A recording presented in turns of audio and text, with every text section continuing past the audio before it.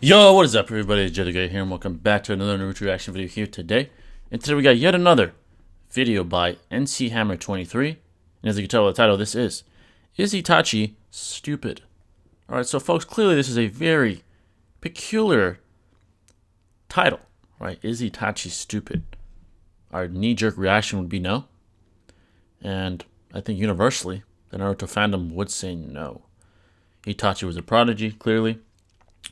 But if we're looking at his choices as a character, there most likely are some questionable choices.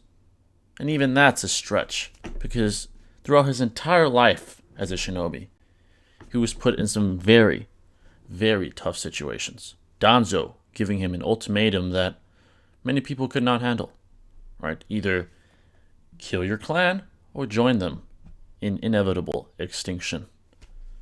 That's quite a fucking ultimatum, if I say so myself. And a very tough one to digest and make a choice upon. So, I would say he's not stupid. I wonder what approach NC Hammer is going to take. I doubt he'll take an approach as far as Itachi's ability as a shinobi. He's a prodigy. Is probably the most proficient genjutsu user in the entire verse. Not the most powerful, the most proficient. So he's probably going to be talking about his choices as a character, I assume. And I'm very intrigued to see what approach he takes with this video. But before I begin, any loves greatly appreciate it. Hit that like button. Turn on bell notifications to stay updated with yours truly. And if you're new and you enjoy, man, and you messed with a kid, make sure to hit that sub button, because once you do, become part of the family forever. But let's not waste any more time, screen. Let's see what NC Hammer says today.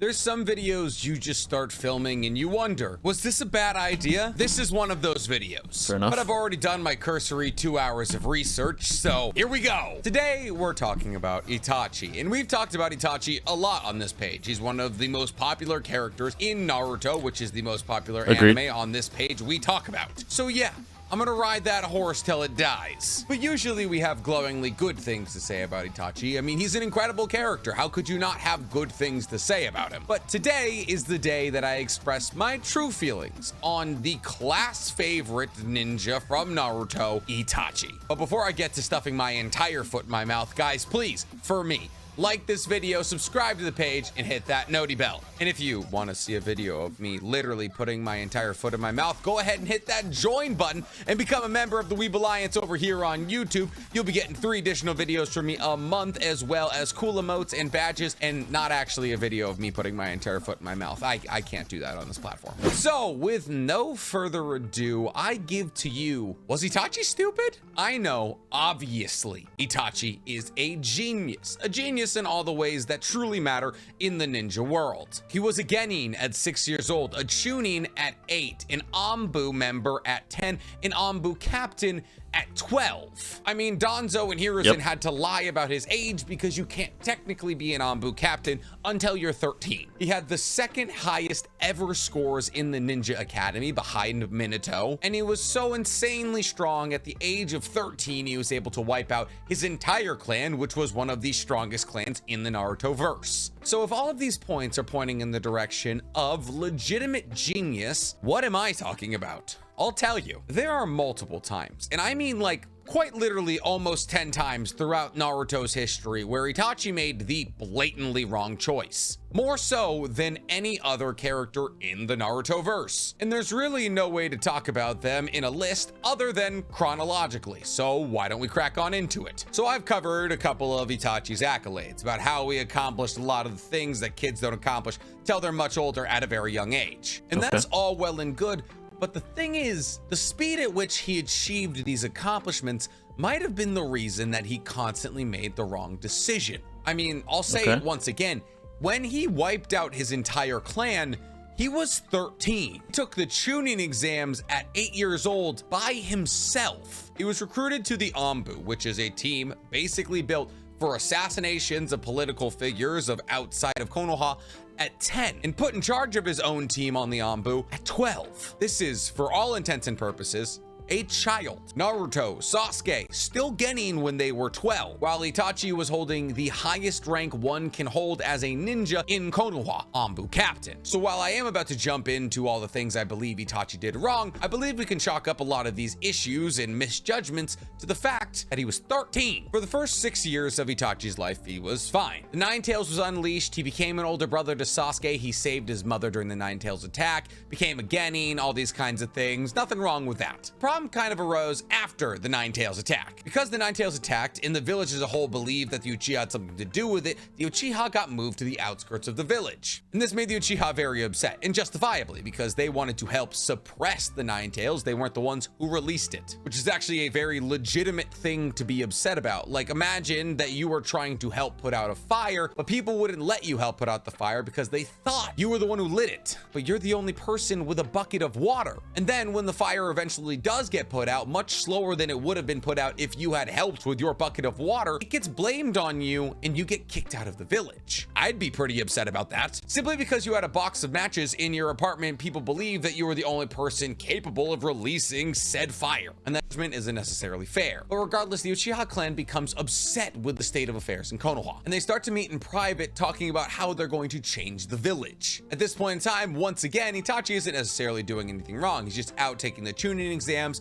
being incredible at everything he does. It's when Itachi is recruited into the Anbu that the bad decisions start to occur. Okay. Fugaku, Itachi's father, also makes a poor decision here because he sees Itachi's promotion into the Anbu as an opportunity for his son to spy on the higher-ups of Konoha. Fugaku essentially is trying to radicalize his own son in order to have a foothold in the upper echelon of Konoha. He's trying to radicalize the son who he brought to a battlefront when he was 4 years old to show him the carnage of the Third Great Ninja War and made that son into a pacifist. See, because Itachi's only motivation for becoming a ninja was in order to gain so much strength that he could impart his will upon the world and make it peaceful. So after Fugaku propositions Itachi with being a spy for his own clan, Itachi decides to take this information to Hiruzen and become a spy for Hiruzen. And while this does technically live up to the ideology of the Senju of taking your village pride over your clan pride, I think it's genuinely a very bad idea, because Hiruzen isn't the only person who's going to be receiving this information. Danzo will also be getting it. And Danzo will do anything in order to preserve what he believes is peace in Konoha. He has been for decades. So identifying Itachi's penchant for murder, his ability, and his willingness to turn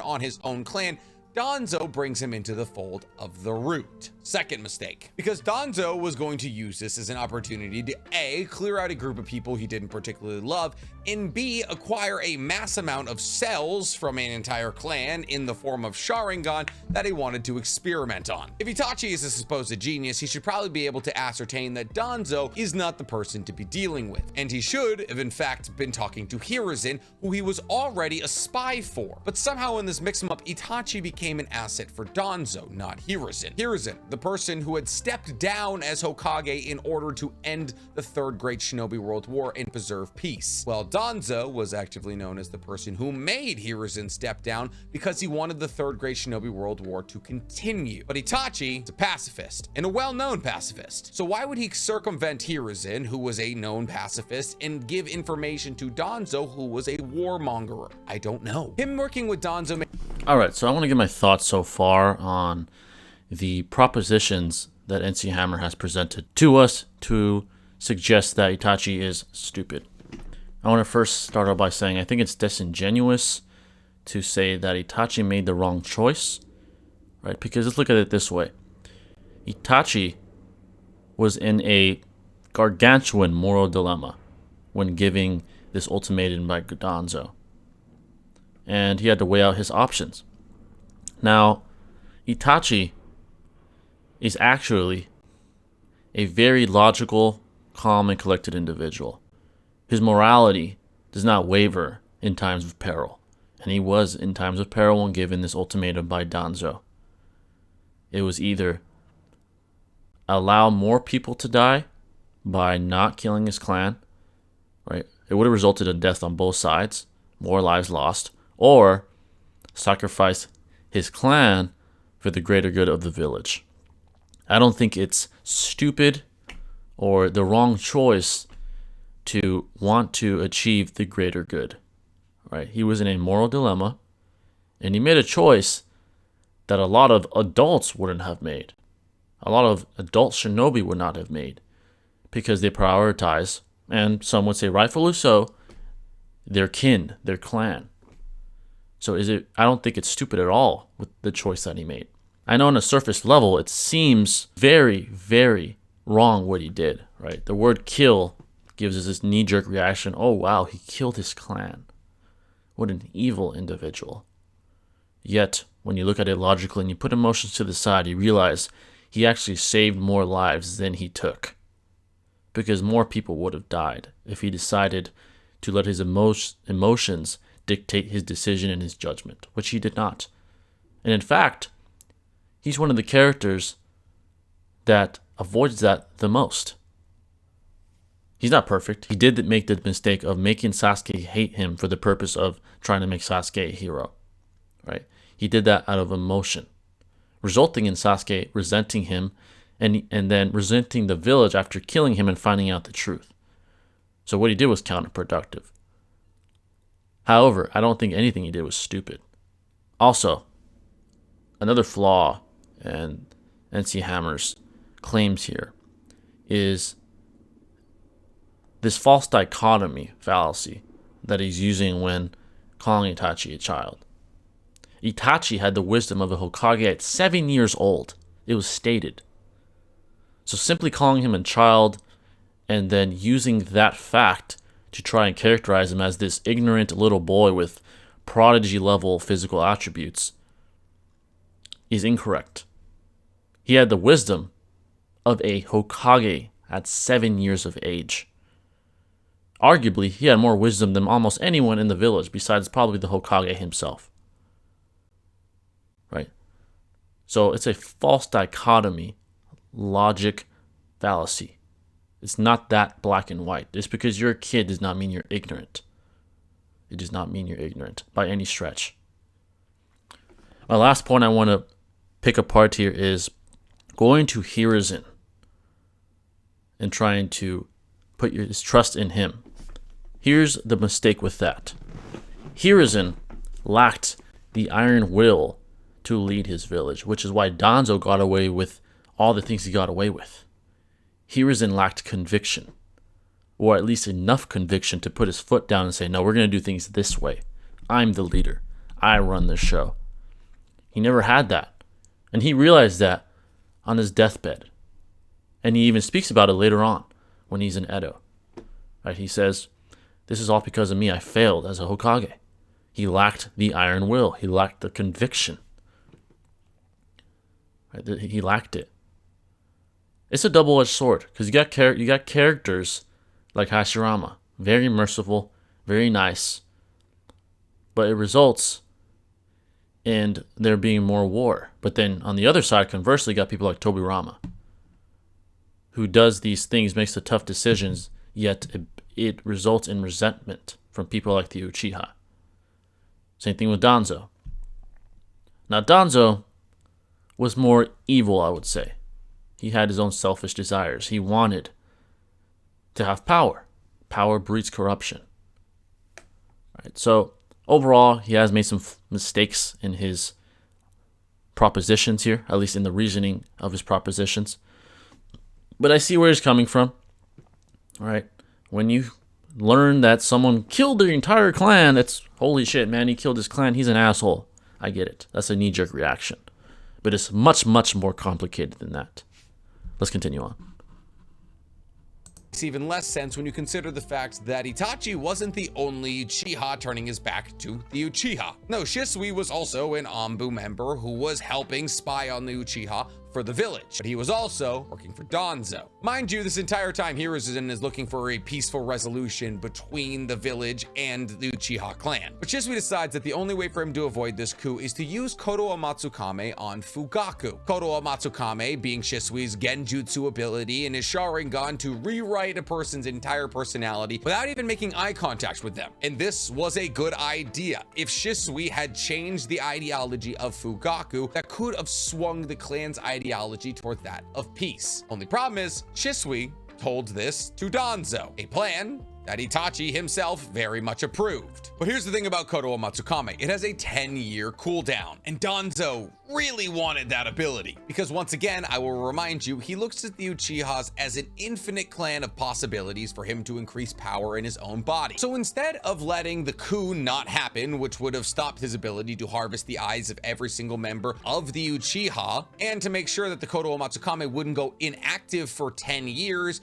Danzo said, I don't think that's gonna work, Shisui, and plucked his right Koto Matsukame out of his face. Shisui is then able to get away from Danzo, and he meets up with Itachi. See, the plan to use Koto Matsukame on Fugaku was to happen that night that Shisui met up with Danzo. Shisui was supposed to meet up with Danzo, then go to the Uchiha clan meeting, use Koto Matsukame, and then report back to Itachi. But Shisui got there way too early and lacking one eyeball. And it's at this point that another baffling decision gets made. You see, Danzo just committed an act of treason against one of the most powerful people in the village. Somebody who should have been able to hold their own against Danzo, but was ambushed by Yoji Aburame. You see, the problem with being ambushed by Yoji Aburame, one of Danzo's personal favorite root members, is that he was one of the strongest Aburame ever. In that he had access to a bug that was the size of a mosquito, almost imperceptible, and if it bit you, it paralyzed and poisoned you fatally. But this is a poison that the Aburames almost definitely have an antidote for. Because I'm paraphrasing a quote from Kurapika and Hunter x Hunter here, as a poison user, you have no leverage unless you have the antidote. If you poison somebody, you can't extract information out of them unless you offer the antidote. And while Shisui's chances of survival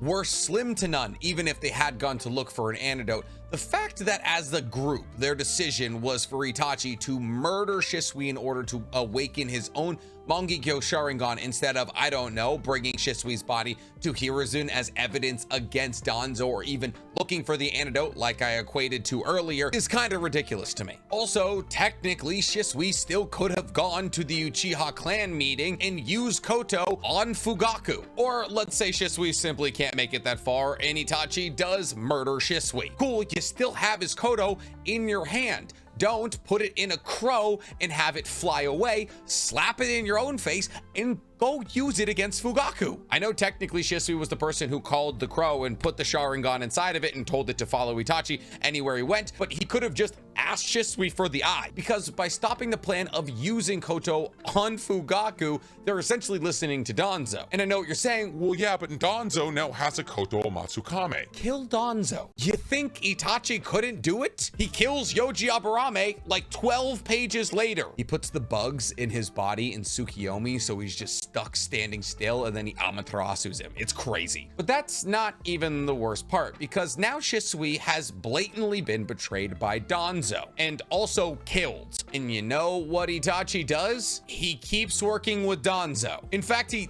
doubles down on working with Danzo. Danzo's just kind of like, Yeah, that's what you get for thinking outside of the box. I killed your best friend. and Itachi's like, yeah, you're right. And then doubles down on spying on the Uchiha, reporting information to him, and then subsequently agreeing to murder them all. Because as time progresses, Danzo realizes that the coup is on its way. So he reaches out to Itachi and he says, listen, You can either have your clan participate in this coup and get massacred, or you can kill every single one of your clan members except for Sasuke. but here's the thing, on the other side of the argument table, Fugaku is asking Itachi to restrain Konoha's higher ups using his genjutsu so there can be a bloodless revolution. While there's a wild misconception out there that Fugaku wanted to release the Nine Tails in order to accomplish the coup, that's not the truth. Fugaku wanted to restrain Konoha's higher-ups and bloodlessly take over the village because he loved the village. And he would have been an incredible Hokage, but he was snuffed by Minato. So on one end of the table, Fugaku is saying, I want a peaceful revolution. And on the other side of the table, Danzo is saying,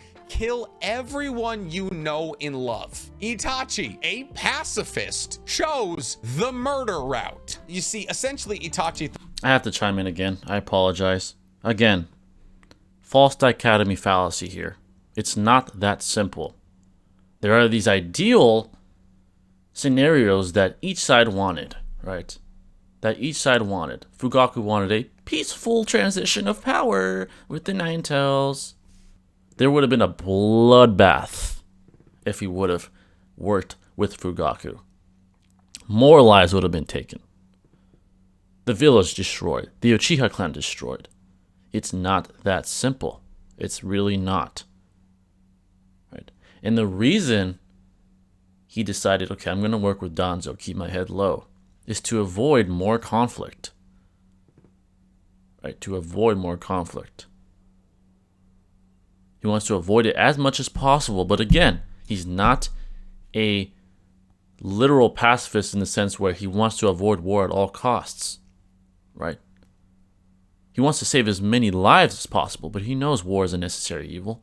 He knows that conflict and the release of tension through the means of violence is a necessary evil in an imperfect reality such as the shinobi world. And as far as the Konomatsukami saying, oh, let's use it on Fugaku, again, false dichotomy fallacy. It's not as simple as, oh, now that he's Konomatsukami'd, Danzo will magically believe him and everything will go and be peaches and cream. No, it's not. Danzo had his own selfish desires. It wasn't just about the village. He wanted power. He wanted to one-up Hiruzen. He's resentful of Hiruzen for passing him, for being more powerful than him. It's not that simple, right? It's not, oh, do this, everything's okay. Or do this, everything will be okay. No. There's a lot of gray area in between there. There's a lot of variables to take into account into this equation. And Itachi was mindful of that. Again, because he's not just this ignorant little kid because he's 12 or 13. He has the wisdom of a Hokage. And probably beyond that by the time he was an Anbu captain. It's not that simple. There's tension between the Konoha bureaucracy and the Uchiha clan. Great tension that won't be simply eradicated by, oh, I'm a Konomatsukami Fugaku. Absolutely not. Absolutely not. It's not that simple. Furthermore, if he were to Konomatsukami Fugaku, and Fugaku has this magical change in tone and philosophy, don't you think the Uchiha would put the dots together and conclude, oh, he did kill Shisui. He did kill him. Now he's using his Konomatsukami against him, which would further reinforce the claim that he killed his mate to help Konoha and to gain more power. They would look at Itachi as even more of a traitor if he did that. It's not as simple as, oh, do this and this will happen, or do this and this will happen, and everything will be 100% okay. It's not that simple. It's not that simple. Itachi took every variable into account when making his decisions. He was given an ultimatum, and he had to make a choice, because if he didn't, more lives would have been lost. More lives would have been lost. And Danzo was smart enough to say, your brother can live. I know you care about him more than anything. I know you watch him when he's in school. Keep an eye on him, so he can live. And you get what you want, I get what I want. We walk away. Itachi said, hey man, it's not going to get much better than this. I got to do what I got to do. My brother lives. Lives are spared. War is avoided. Lives have to be lost, though. It's an inevitable evil. Necessary evil. So again, it's not that simple. It sounds good on paper. It sounds ideal, but it's not that simple.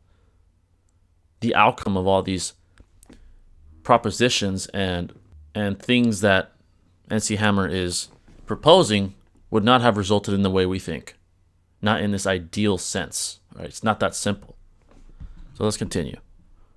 Thought that if there was a coup inside of Konoha, that other villages would use it as an opportunity to attack Konoha, and that would result in a world war. But mind you, at this point, we are 8 years removed from the Third Great Ninja War. The Hidden Cloud just lost the Third Raikage and tens of thousands of soldiers. The Hidden Stone lost an entire battalion to Minato alone. Granny Chiu has retired from the Hidden Sand, Sasori has defected, and the Hidden Mist is in the deepest, darkest part of the Blood Mist Village arc. They are much too focused on killing each other. In fact, the Hidden Mist had just gone through an attempted coup that Zabuza and Kisame were a part of, and nobody attacked them. And if it was bloodless, the coup would be over in a day. But okay, now we get to the boiling point. The coup's date is planned, and Danzo has offered the ultimatum. Why didn't Itachi reach out to Hiruzen, or Fugaku for that matter? Inform Hiruzen that Danzo is telling you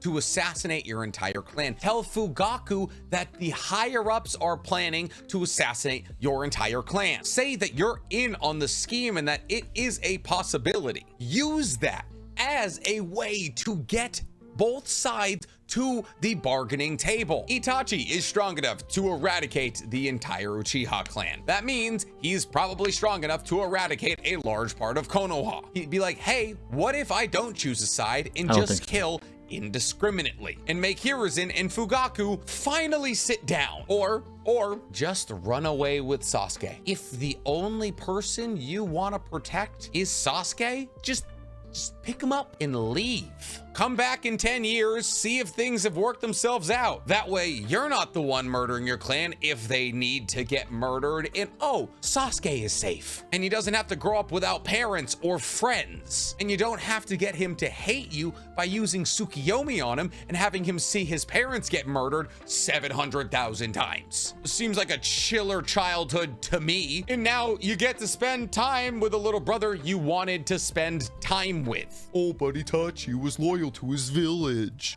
Don't be. There's a difference between loyalty and idiocy. If I signed up for the US Army and they were like, your first mission is to massacre your entire hometown, I'd be like, no thanks, I'll pay my own college debt. And then there's the fact that Itachi saw Obito snooping around that doesn't correlate. Uchiha hideout and just You don't live in the naturally Shinobi world. assumed it was Madara. So he was like, hey, I can help you get revenge on the Uchihas for casting you out if you just don't take your revenge on the entire village. Essentially, Itachi was afraid that Madara was snooping around Konoha in order to destroy Konoha, because he knew that Madara had been cast out by the Uchihas. So basically, he approached who he thought was Madara and was like, can we just get revenge against the Uchihas in order to spare the village? But if he knew that Madara had been cast out of Konoha, he should have known why. You see, Madara got thrown out of Konoha because he thought the Uchihas should run Konoha. Why would he want to kill the people he wanted to run the village? I mean, he did want to kill them because he was Obito, and we need to talk about why Obito was so willing to kill all of the Uchihas at some point or another. Like, Obito had a mother and a father that were probably there and he probably killed. To this day, never made sense to me. Regardless, this man has recruited Madara Uchiha to his side and wasn't like, Could use this as a bargaining chip for peace. like, hey, Hiruzen, the strongest thing we ever made is back in the village. Maybe we have a talk. Maybe we get to live a little bit closer to downtown. And then, yeah, he murdered his whole clan. And he threatened Danzo with a shadow clone. And he was like, you better stay away from my brother. When he could have just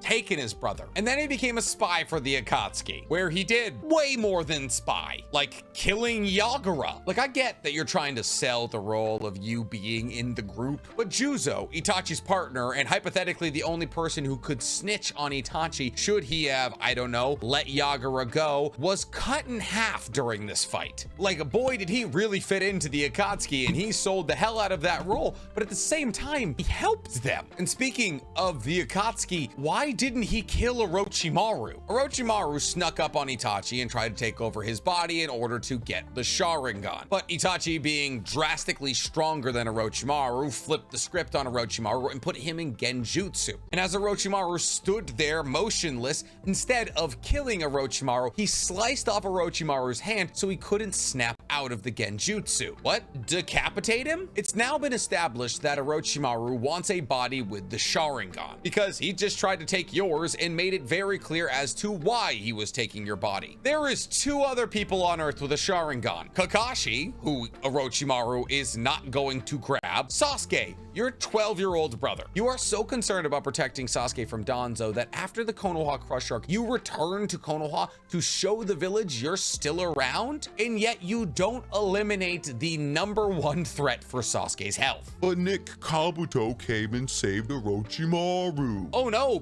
free Sage Mode Kabuto. Whatever will Itachi do? Also, I will reiterate, Itachi took the time to cut off Orochimaru's hand. Oh my god, I can't believe I forgot this. Itachi killed Fugaku, right? Fugaku had a Mangekyo Sharingan. And also the coolest looking one in the entire show. If you're gonna go be a spy for the Akatsuki and you want to help Konoha from the shadows, and more importantly stop, I don't know, a Mangekyo Sharingan from falling in the hands of Danzo, why not take Fugaku's eyes? It would have given him EMS. And I know he had a sickness that eventually killed him, and he took medicine in order to make sure that he would live long enough so Sasuke could kill him one day. But it's also Simply put, explicitly stated honor was more important than power his to Itachi anyway. Sharingan That was always the expedited case. the fatal illness because he was frequently fighting Jinchuriki, for which he would either need Tsukiyomi, Amaterasu, or a Susanoo. If he had had an EMS, he would have lived a significantly longer time. But since we're talking about Itachi's death, let's talk about Itachi's death. That wasn't Itachi important met with to him. Naruto when he knew his time was coming. He told Naruto he was on his side, and that he loved Sasuke, and all these other things. And it's at this point that Itachi does one of the most mind-numbingly dumb things he's done in his entire life. He takes the Koto Matsukame, which he still has living in a crow,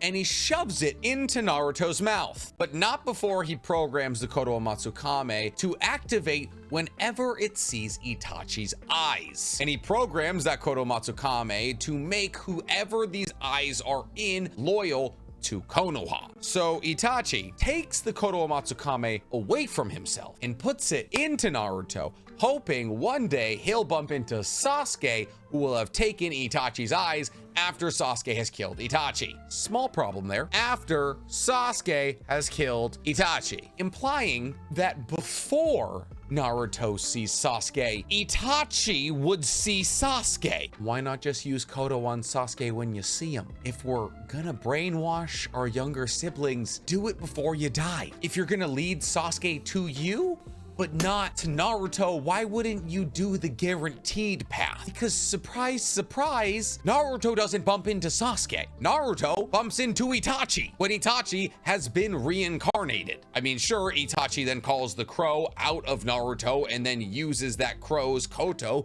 to unwrite Kabuto's brainwash on him. That's not what Itachi planned. All of it baffles me. And listen, I don't want you guys to think I don't love Itachi. I do. I made a 35-minute video detailing his entire life and how much I adore what he stood for. But just because I love him doesn't mean I can't point out the flaws. And if you guys now see some flaws in your favorite character, A, I apologize, but B, I don't know, maybe like this video, subscribe to the page, and hit that noti bell. I'm sorry. And if you accept my apology, go ahead and hit that join button, become a member of the Weeb Alliance over here on YouTube. I'm gonna get canceled, aren't I? Listen, I'm not saying Itachi's not smart. He's smarter than me. I can barely make fireballs on the stove. Okay. I definitely gotta get my 2 cents on this. First of all, again, let me correct the incorrect assumptions that NCHAMMER has made. If he were to kill Orochimaru, the Akatsuki would be on his head. They would look at it as, oh, he killed one of our own.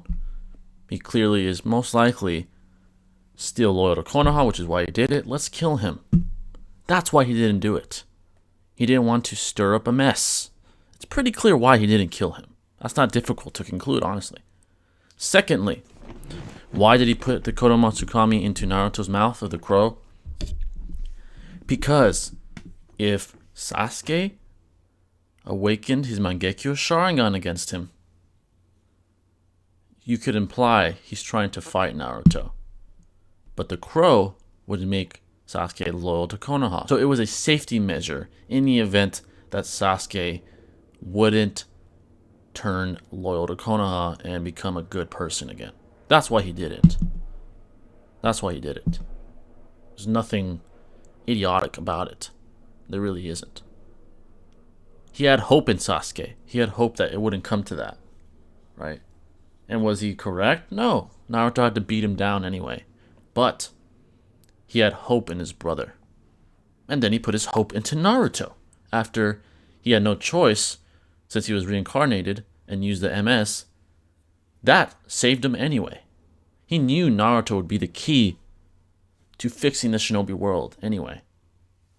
I think that's pretty intelligent to me. I don't think there was anything really idiotic that NC Hammer pointed out. The only mistakes that he made, I'll admit, are putting too many eggs in one basket when it came to Sasuke. Right? Saying, okay, he's going to hate me. Everything's going to go out perfectly. He's going to hate me. He's going to kill me. He's going to be a hero to the Leaf. The only flaw I would say is, well, Itachi, you are a genius. Wouldn't you assume that Madara wouldn't try to manipulate him after you're gone? Right? And yeah, he did put a failsafe into his eye trying to kill Madara. That was smart. But in the event that you couldn't kill him, don't you think Obito or Madara, which is what he thought he was, don't you think he would manipulate him? That was his only flaw. And even for that, he had a safety measure.